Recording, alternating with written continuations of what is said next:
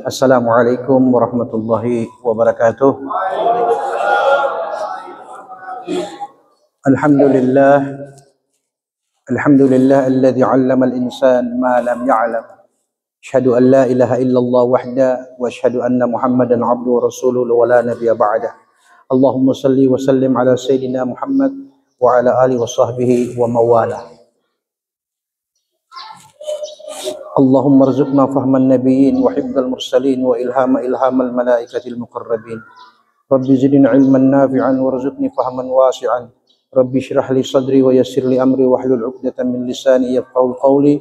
Rabbi saddid lisani wahdi qalbi bihaqqi sayyidina Muhammadin sallallahu alaihi wasallam. Allahumma ja'alna siyamana fihi siyamas shaimin wa qiyamana fihi qiyamal qaimin wa niyatana fihi niyatas salihin. Taqabbal minna innaka antal alimul hakim wa tub alaina innaka antat tawwabur rahim. Amma ba'd. Yang saya hormati Ketua Badan Ta'mir Masjid Asy-Syuhada, Imam Masjid, para Bapak Ibu jamaah subuh yang dimuliakan, yang dirahmati Allah. Pada hari ini, subuh ini, kita meluangkan sedikit waktu untuk mengenal lebih dekat hal-hal yang berkaitan dengan ibadah yang sedang kita jalani sekarang, yaitu ibadah puasa. Yang pertama, di dalam Islam, ibadah puasa wajib itu ada berapa macam? Ya, mungkin sebagian kita tahu bahwa yang wajib itu hanya puasa Ramadan. Padahal selain Ramadan ada puasa-puasa wajib lainnya. Bulan suci Ramadan adalah kewajiban bagi setiap muslim untuk berpuasa. Tapi ada pertanyaan, apakah semua muslim wajib berpuasa? Kan begitu? Tidak. Tidak semua muslim wajib berpuasa. Ada yang kena hukum wajib, ada yang kena hukum haram. Apa dan bagaimana akan kita lihat penjelasannya. Puasa-puasa wajib selain Ramadan ada namanya puasa kafarat. Apa itu puasa kafarat? Yaitu orang yang melanggar aturan. Contoh, seorang suami yang saking sayangnya kepada istri tanpa sadar berkata, "Ma, tubuhmu ini persis seperti tubuh ibuku," maka jatuh hukum zihar saat itu. Apa artinya? Haram bagi suami istri untuk tidur bersama lagi, dalam arti jima. Bisa tidur bersama lagi, tapi harus bayar kafarah puasa. Saya dipaham? Itu ada ketentuannya lagi. Ada lagi puasa wajib namanya puasa qadha. Apa itu puasa qadha? Yaitu ketika Anda dibolehkan tidak berpuasa di bulan Ramadan karena alasan-alasan syariah, maka Anda boleh menggantinya di luar Ramadan sampai tanggal 30 Sya'ban tahun depan. Itu ada ketentuannya lagi. Selain puasa qadha, ada namanya puasa nazar, wajib. Bapak Ibu, Islam tidak mewajibkan orang bernazar. Tapi kalau dia sudah bernazar, wajib untuk ditunaikan nazarnya.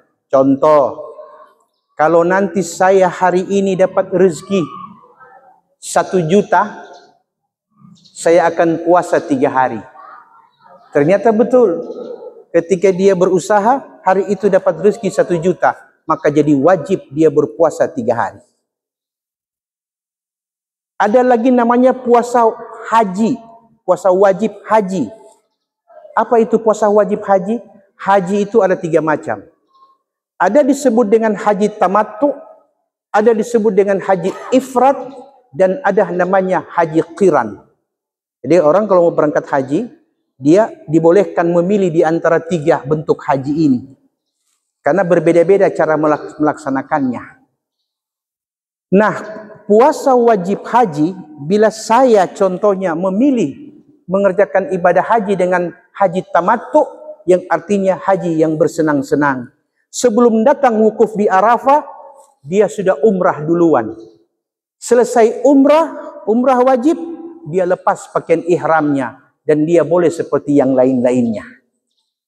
Sampai datangnya waktu musim haji atau wukuf di Arafah, baru dia mengenakan lagi pakaian ihram untuk berhaji.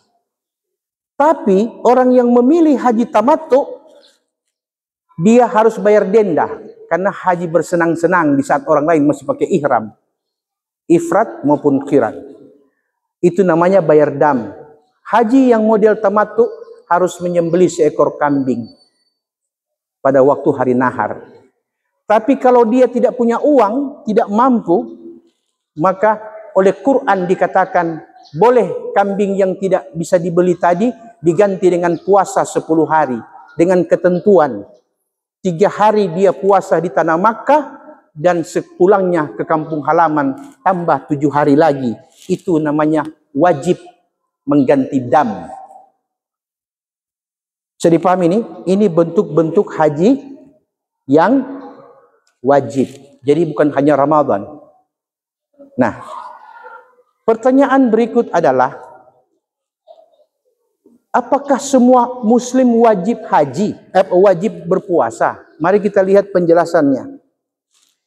Syurutus siyam, syarat-syarat orang yang memenuhi ketentuan untuk wajib berpuasa di bulan Ramadan. Pertama, di sini dikatakan awalan syurutu wujubis siyam. Syarat wajib berpuasa yang pertama, dia harus Islam. Oke? Harus Islam agamanya. Jadi di bulan Ramadan ini ada muslim yang memenuhi syarat tidak berpuasa langsung dapat dosa. Tapi kalau yang non muslim tidak berpuasa tidak dapat dosa. Karena puasa Ramadan disyariatkan kepada umat Islam saja. Jadi paham? Syarat pertama Islam. Syarat kedua dikatakan al-bulugh. Apa itu al-bulugh? Harus mencapai akil balik. Jadi kalau dia Islam, sudah akil balik, sudah 2 syarat terpenuhi untuk wajib puasa di bulan Ramadan. Syarat yang ketiga, al-aqlu. Selain dia Islam, akil balik, harus punya akal sempurna. Yang bagaimana akal sempurna? Ya yang kita-kita inilah. Yang kurang sempurna, idiot, ya. Kemudian orang gila, tidak wajib puasa. Itu syarat yang ketiga. Syarat yang keempat dikatakan di sini al-qadru 'ala siyami, ada kemampuan untuk berpuasa. Artinya tidak ada halangan. Sehat, kuat, mampu. Sudah syarat keempat.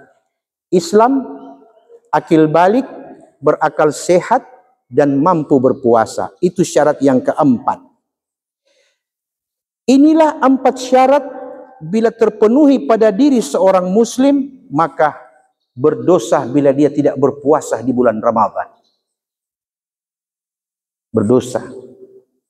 Itu disebut dengan syarat wajib puasa. Sekarang mari kita lihat. Ada 2 macam ya.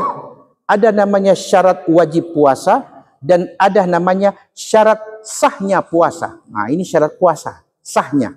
Jadi ada orang berpuasa, belum tentu dia sah puasanya. Nah, ini harus kita tahu. Yang pertama, yustaratu lisahhati shaum asyrutu taliyah. Disyaratkan orang yang berpuasa itu, yang pertama untuk sahnya puasa ya. Tadi kan syarat wajib sudah terpenuhi 4 macam tadi. Sekarang yang berkaitan dengan syarat sahnya. Pertama, al-Islam. Sudah memenuhi syarat sah dia berpuasa. Yang kedua, at-tamyiz. Tadi al-bulugh, akil balik. Ini at-tamyiz. Apa perbedaan antara al-bulugh, akil balik dengan tamyiz? Kalau akil balik sudah mimpi basah bagi laki-laki dan sudah haid pertama bagi wanita. Tapi kalau at-tamyiz harus 2. Selain dia sudah mimpi basah, sudah haid bagi wanita dia juga harus punya akal yang sempurna. Karena belum tentu anak-anak yang akil balik bisa memahami baik dan buruk. Berarti harus itu syarat sahnya puasa. Berikut al-khalu minal a'dzari al-mani'ah minas shaum. Syarat sahnya puasa yang ketiga adalah orang yang wajib puasa tadi yang sudah penuhi syarat, dia harus memenuhi syarat tidak ada uzur yang melarang dia untuk berpuasa. Contoh, saya sudah penuhi syarat 4 tadi, wajib puasa. Tapi ternyata saya tiba-tiba jatuh sakit pada saat jam-jam 12 siang. Dapat amfalmah.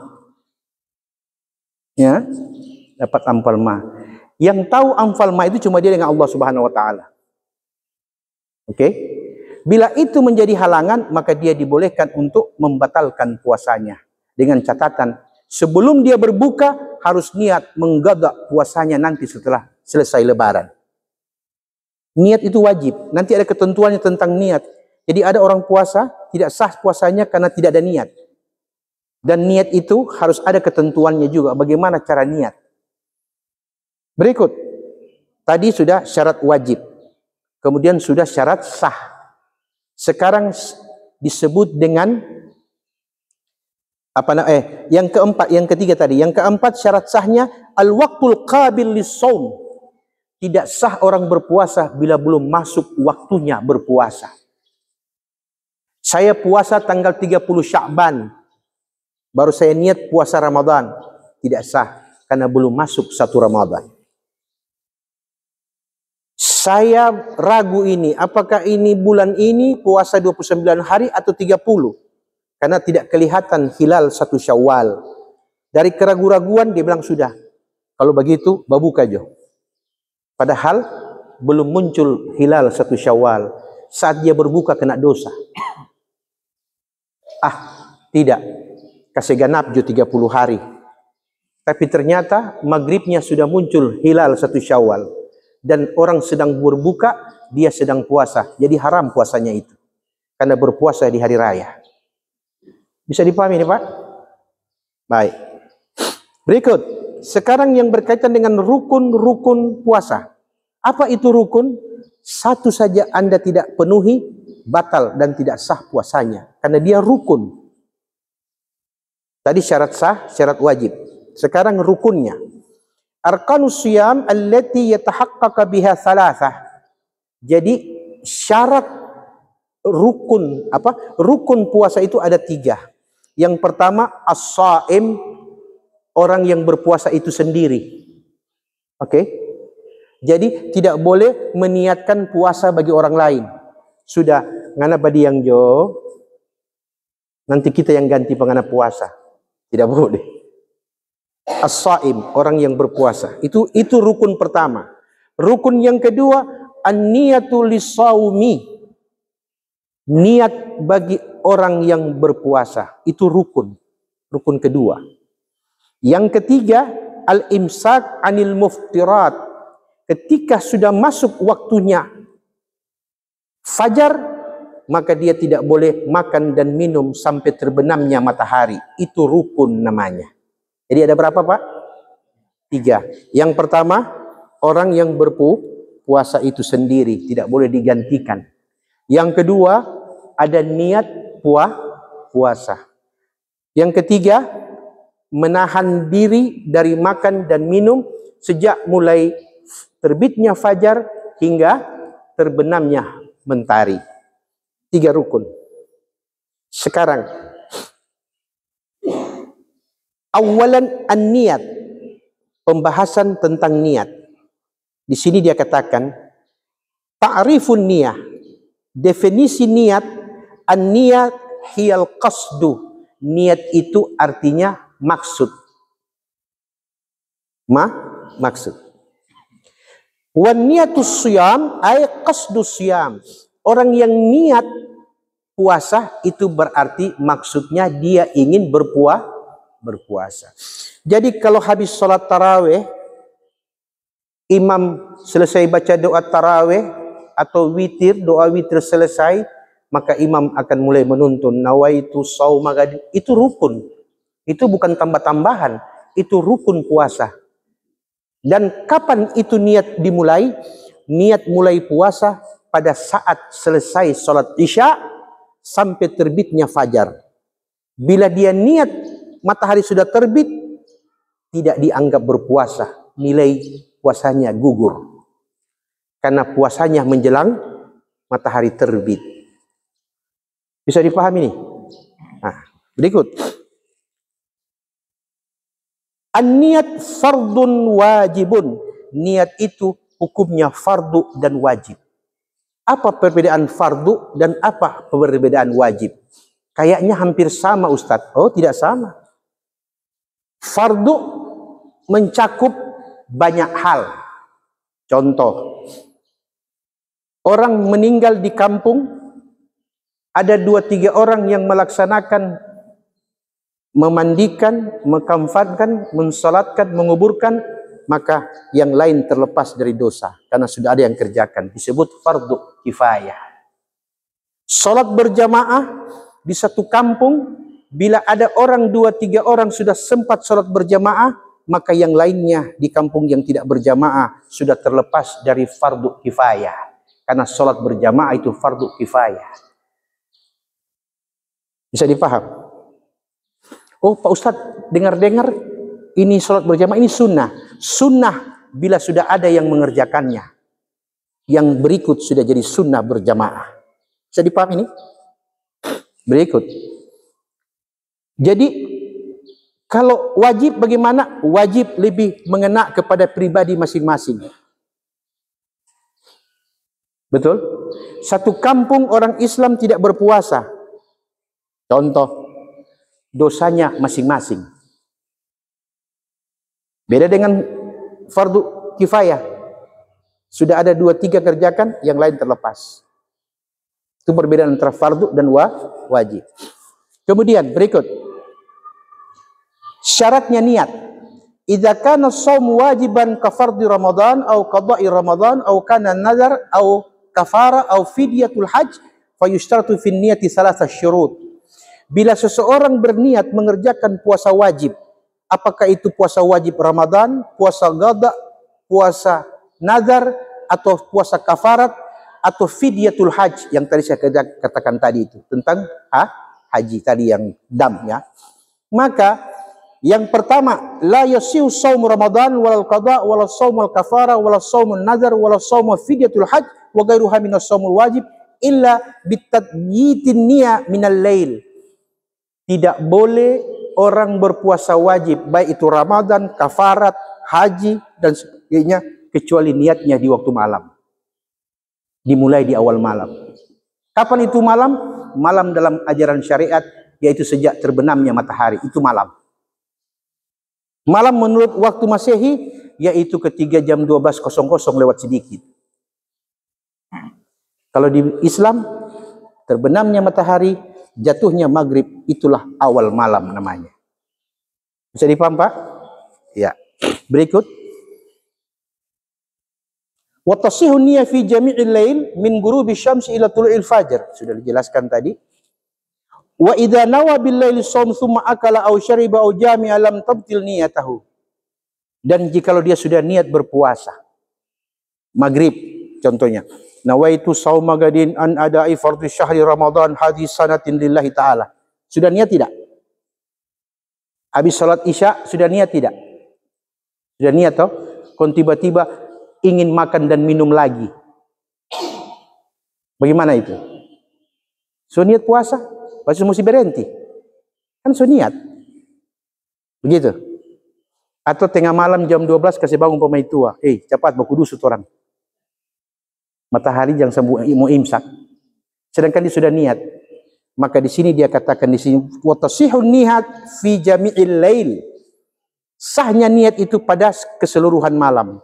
Min ghurubi syams ila tulu'il fajar. Dari terbenamnya matahari sampai terbitnya fajar. Jadi niatnya itu berlaku setelah fajar terbit. Baru terjadilah yang tidak boleh makan dan minum, berkumpul bersama istri. Jadi niat mendahului perbuatan. Kemudian syarat yang kedua yaitu at-ta'yin, wa huwa ayyu'ayyina siyamul wajib alaihi bi an yanwiya annahu sha'im an Ramadan. Setiap niat wajib disebutkan dan menetapkan niatnya untuk puasa macam apa. Kalau niatnya puasa Ramadan, harus sebutkan Ramadannya. Nawaitu shauma gadin an adai fardhi syahri, itu fardhi syahri Ramadan, itu rukun, itu merupakan sahnya niat. Karena ada puasa wajib selain Ramadan. Jadi perlu ada penentuan Anda berpuasa ini, puasa apa namanya? Puasa wajib Ramadan, puasa nazar kah, puasa kafarat kah? Nah, di sini dikatakan itu ada merupakan syarat kedua tentang syarat sahnya niat. Harus menentukan saya mau niat puasa Ramadan, maka masuk Ramadan niat. Jadi paham ini Pak? Kemudian yang berikut, saya lompat-lompat ya. Asyurutu salis at-tikrar, ay at-tikrarun niyah. Bi ayyan wiya kulla lajin qabla al-fajr an siyamil yaumi tali. Tidak mengapa kita mengulang-ulang niat. Contoh, habis salat witir berjamaat, imam pimpin nih niat. Nawaitu shauma gadin, jamaah ikut. Nawaitu shauma gadin. Kemudian setelah masuk sahur kita niat lagi. Tidak mengapa. Malah itu dikatakan bahwa hal seperti itu bi ayyan wiya kulla lajin qabla al-fajr yang sawa'an Ramadan wa ghairi li anna shaum kulla yaum ibadah munfaridah. Karena setiap niat itu dipandang bagian daripada ibadah. Bisa dipahami nih Pak? Jangan bilang, tadi so niat di masjid, mau ulang lagi niat lagi di sahur. Itu. Oke. Kemudian hukum niat, al-khata' fil wasat. Kesalahan ketika sedang melaksanakan niat. Contoh. Idza nawa yauman wa akhta'a fi wasafi wa la yadurru. Pada waktu sedang puasa, ya, pada waktu sedang puasa, tiba-tiba berhalangan, muntah, pusing, berarti niatnya terpotong. Bagaimana hukumnya? Hukumnya adalah wajib dia berbuka bila itu mendatangkan bahaya baginya. Karena ayat Quran surah Al-Baqarah ayat 183, 184 dan 185 Allah mengatakan tentang puasa seperti itu. Pada ayat 183, 84 Allah berfirman, wa 'alal ladzina yutiqunahu fidyatun ta'amu miskin. Bagi mereka yang berat melaksanakan puasa, maka gantinya adalah membayar fidyah. Apa itu fidyah? Memberi makan satu orang. Berapa takarannya? Dalam kitab fikih dikatakan takarannya fidyah. Satu hari orang tidak berpuasa karena halangan yang dibolehkan, maka dia membayar kurang lebih dalam bentuk beras 6,75 ons per orang. Jadi kalau 6,75 ons dikali berapa hari dia tidak berpuasa. Dan fidyah itu sah bila dikeluarkan bila telah masuk bulan Ramadan. Dan boleh dikeluarkan setelah selesai Ramadan. Saya merencana Ramadan tahun ini saya belum mau puasa karena saya ini sakit permanen. Saya mau kasih keluar, memang saya punya fidyah di masih bulan Sya'ban, belum masuk Ramadan. Tidak sah fidyahnya karena belum masuk perintah wajib puasa. Bisa dipahami nih Pak? Nah, berikut qat'un niyah, niat yang terpotong. Idza dakhala fi shaumi tsumma nawa qat'u fala yubtilu fil ashah. Apabila tiba-tiba dia berubah ketika sedang berpuasa, masuk pada waktu puasa, dia tiba-tiba dia berubah niatnya. Niatnya dia berubah. Kenapa dia berubah? Tiba-tiba wanita keluar haid. Bagi wanita yang haid, nifas, haram berpuasa. Jadi paham? Pak Ustadz, tadi malam saya dengan istri habis tarawih sempat kumpul tidur bersama. Karena malam dingin ujang-ujang, belum mandi junub Ustadz sampai waktu imsak.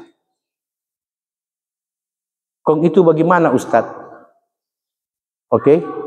Maka disunahkan, bukan disunahkan, diharuskan dia itu mandi sebelum fajar. Mandi junub, mandi janabah. Oke. Tapi kalau seandainya cuaca dingin, keadaan tidak memungkinkan, fisiknya tidak kuat dengan cuaca dingin, maka boleh dia panasi air untuk pakai ganti mandi janabah. Walaupun sunnahnya air dingin. Boleh pakai air hangat. Kalau orang di hotel-hotel kan begitu kan? Ada shower, ya. Boleh dia pakai. Tapi dengan catatan, bila memang dia khawatir jangan sampai mandi subuh dalam keadaan dingin, jatuh sakit. Bisa dipaham Pak? Kemudian qalbun niat. Letaknya niat, ada orang begini, dia peniat. Nawaitu sauma gadin an ada'i fardhi syahri Ramadan hadhi sanati lillahi ta'ala. Tapi cuma di mulut dia bilang, di hatinya tidak ikut untuk berniat puasa, maka tidak sah niatnya. Tidak sah niatnya. Jadi niat harus dengan lidah dan harus diikuti dengan hati, baru memenuhi syarat sahnya niat. Oke? Bisa dipaham Pak? Kemudian yang terakhir adalah banyak mengulang-ulang doa menjelang buka dan sesudah berbuka. Maksudnya Ustadz, kan kalau orang tunggu-tunggu waktu buka tinggal 2 menit, 3 menit, biasanya imam pegawai syara sudah mulai membaca apa? Asyhadu an la ilaha illallah astagfirullah. Berapa kali? 3. Habis itu sambung lagi. Allahumma innaka afun tuhibbul afwa fa'fu anna. Betul tidak? 3 kali. Kenapa 3 kali? Karena ada hadis Rasul yang mengatakan seperti itu. Oke. An Abdullah bin Amr ibn al-As qal yaqulu Rasulullah sallallahu alaihi wasallam anna Rasulullah sallallahu alaihi wasallam kana yu'jibuha ayyad'uwa salasan wa yastaghfira salasan. Kata Amr bin As, sesungguhnya Rasulullah itu kalau berdoa dia suka mengulangnya sampai 3 kali, dan bila dia baca istighfar Nabi suka mengulangnya sampai 3 kali. Makanya ketika menjelang buka, asyhadu an la ilaha illallah astagfirullah 3 kali. Baru Allahumma innaka afun tuhibbul afwa afu anna ya karim astagfirullah. Ada kan begitu? 3 kali. Karena Nabi seperti itu. Oke? Kemudian, mengapa mengulang-ulang doa dan memperbanyak doa menjelang buka dan sesudah berbuka? Ada hadis Rasul lagi yang mengatakan. Nabi kita Muhammad sallallahu alaihi wasallam mengatakan, "Innal lis-shaim inda fitrihi la da'watan ma turaddu." Sesungguhnya orang yang berpuasa ketika menjelang berbuka dia diberi satu hak oleh Allah, yaitu apa? Satu permintaan yang Allah tidak akan tolak. Jadi makbulnya doa bagi orang yang berpuasa pada menjelang buka dan sesudah berbuka. Kasih banyak doa di situ. Menjelang buka dan sesudah berbuka. Dengan catatan sunnah mengulang-ulangnya hingga 3 kali. Apakah cuma nanti bulan puasa Ustadz? Oh tidak. Kapan saja di Ramadan, di luar Ramadan, kita disunnahkan mengulang-ulang doa sampai 3 kali. Bahkan ada ulama mengatakan, tidak mengapa setiap hari doamu hanya itu-itu saja. Subuh, Rabbana atina fid dunya hasanah wa fil akhirah hasanah wa qina adzabannar walhamdulillah rabbil alamin. Masuk zuhur, Rabbana atina fid dunya hasanah, dan seterusnya. Masuk asar, Rabbana atina. Akhirnya jamaah bilang, Imam Rabbana atina. Bisa dipahami nih? Padahal itu adalah sunnah. Pak, saya kasih contoh. Kalau Bapak naik sepeda, bukan motor, sepeda. Itu sepeda di starter atau di kayu? Di kayu. Itu mengayuh sepeda diulang-ulang apa? Cuma satu kali. Diulang. Kanan di depan, kiri di belakang. Pindah lagi, kiri di depan, kanan di belakang. Terus setiap dengan model yang sama. Tapi yakinlah, ayuan yang sama, yang diulang-ulang, dipastikan sepeda sedang menuju tempat tujuan. Doa yang diulang-ulang, suatu saat pasti akan diijabah oleh Allah. Bisa dipaham? Sama seperti orang mengayuh sepeda. Baru kalau ada imam baca begitu kasihan, jangan jamaah susere. Rabana atina lagi di sini. Jangan, karena itu merupakan anjuran. Tapi Ustadz, ada orang cuma satu kali berdoa Allah kabul. Kenapa orang ini disuruh ulang-ulang? Beda signal, Pak. Yang satu kali berdoa Allah terima karena dia tidak pernah lupa kepada Allah walaupun sesaat. Itu orang yang hatinya mu'allakum bil masajid wa ila rabbul jalil yanwa. Hatinya berkaitan dengan masjid, kemudian dia selalu niat kepada Allah Subhanahu wa taala. Itu yang orang bilang al-muqarrabun, orang-orang yang dekat dengan Allah. Jadi jangan bikin sama orang dan dorang ya. Oke? Orang cuma baku jaga puasa, nyenak makan, nyenak minum. Dorang baku jaga puasa sampai puasa batin. Orang sudah yang penting nyendak makan, nyendak minum. Oke? Jadi beda. Sudah kita ambil yang umum-umum. Biar dia ulang-ulang, yang penting sampai. Berikut. Dikatakan di sini adalah Ustadz, saya puasa. Tapi waktu selesai tarawih, 2 gram cap tikus. Yang satu bilang, saya tidak minum Ustadz, cuma kiu-kiu. Yang satu bilang, saya tidak minum, tidak bermain kiu-kiu Ustadz, cuma menyabung ayam. Habis tarawih. Kan coba buka puasa toh. Kan begitu. Waktu siang dia puasa, waktu sambayang dia sambayang. Tapi ini kiu-kiu, ayam Filipin, apa namanya, cap tikus, dia bilang setengah mati tamu kasih tinggal Ustadz. So biasa kok. Bagaimana hukumnya? Mari perhatikan kata Nabi SAW. Nabi mengatakan, ittaqu syahra Ramadan. Takutlah kalian dengan bulan Ramadan. Fa inna lil hasanati tudha'afu fihi. Karena di bulan Ramadan setiap amal kebaikan Allah lipat gandakan pahalanya. Oke? Wa ma tudha'afu fihi ma siwahu, dan selain bulan Ramadan tidak ada amal kebaikan yang Allah lipat gandakan kecuali di bulan Ramadan. Wa kadzalika sayiat, demikian pula dosa. Bila engkau kerjakan dosa di bulan Ramadan, Allah lipat gandakan dosanya. Bisa dipaham, Pak? Jadi yang bagus bagaimana? Yang bagus adalah bikin bagus-bagus semua. Kasih bagus tuh niat, kasih bagus tuh hati.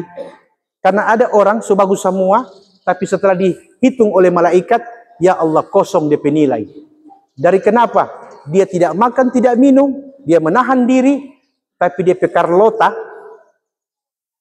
bergunjing, berprasangka buruk dari mulai terbit fajar sampai terbenam matahari.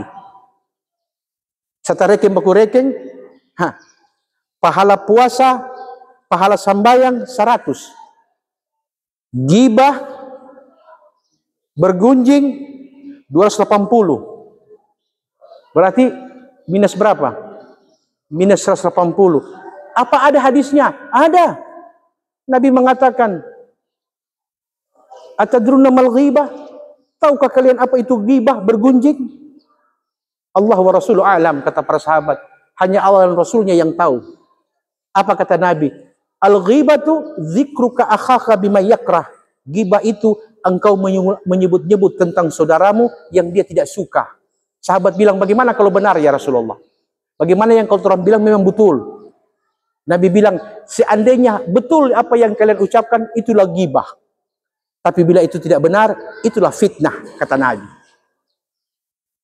Saya dipaham? Di hadis yang lain, riwayat Siti Aisyah, Nabi mengatakan, ya Aisyah, annal ghibata asyaddu minaz zina, dosa ghibah, satu kali berghibah, itu sama dengan hukumnya engkau berzina satu kali. Berarti baku jaga ini bulan puasa ini. Baku jaga itu mata, itu lidah, itu hati. Kalau mau suka, malam takbir, itu hati itu plong. Karena amal Ramadan diangkat ke langit, membawa kabar gembira kepada mereka yang berpuasa karena Allah, imanan wahtisaban, ghufira lahum ma taqaddama min dzambik. Dia berpuasa karena iman kepada Allah, dia menjaga hal-hal yang membatalkan dan mengurangi nilai puasa karena Allah, maka Allah akan berikan dia ampunan terhadap dosa yang sebelum dan sesudahnya. Ini fadilah berpuasa. Jadi namanya puasa zahir dan puasa batin. Oke, cukup saya pikir. Ada pertanyaan? Kalau saya lihat-lihat ini wajah ini seperti sunyak mau bertanya ini. Ini paling bagus Ustadz, dapat bantal langsung baca. Doa. Doa apa? Doa tidur. Hari Minggu begini, Frey. Salah satu yang menjadikan puasa makruh adalah tidur sepanjang hari.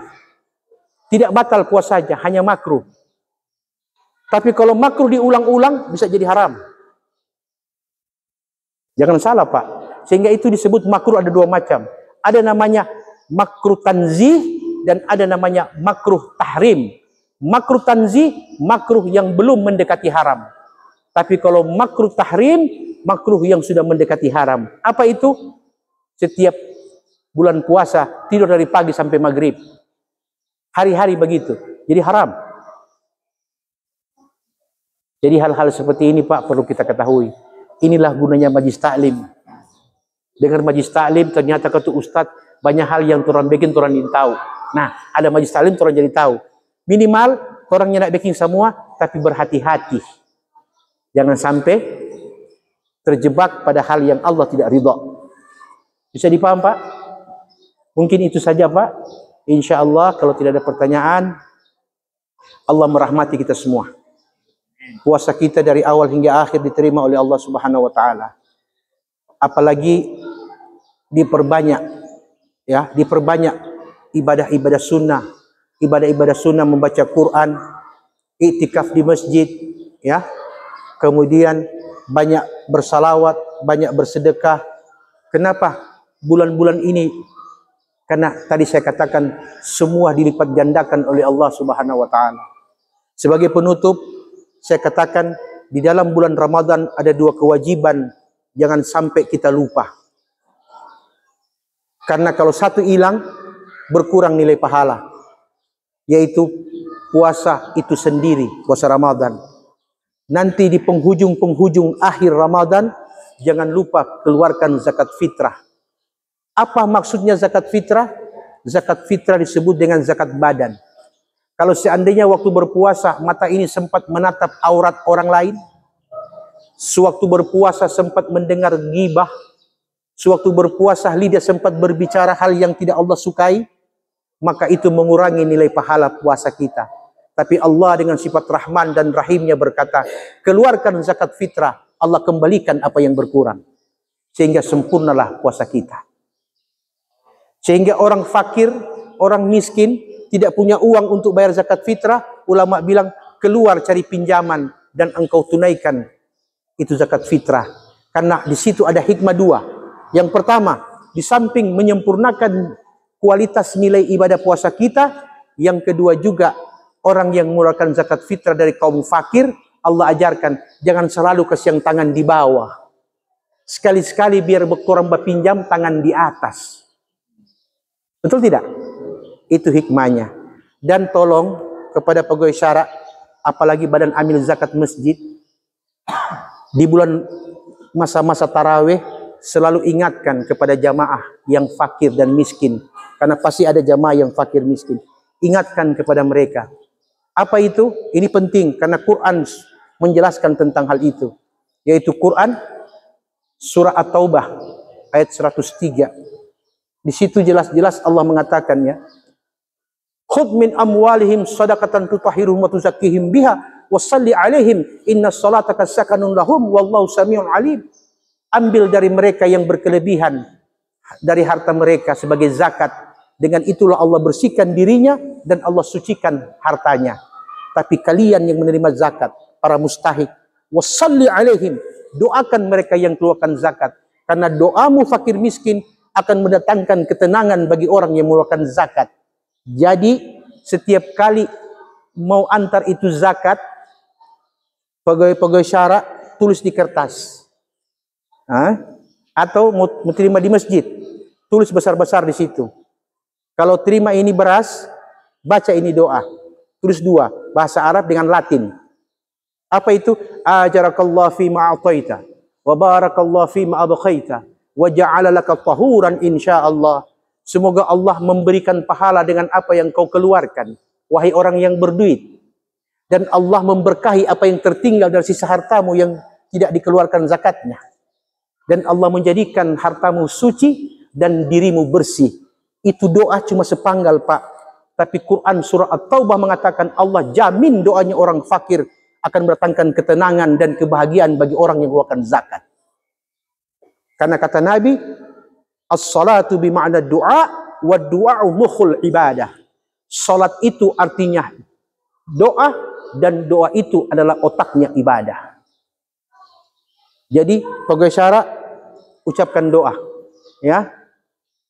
Doa apa itu? Doa ketiga menerima perwakilan zakat daripada orang-orang yang muzaki, ya.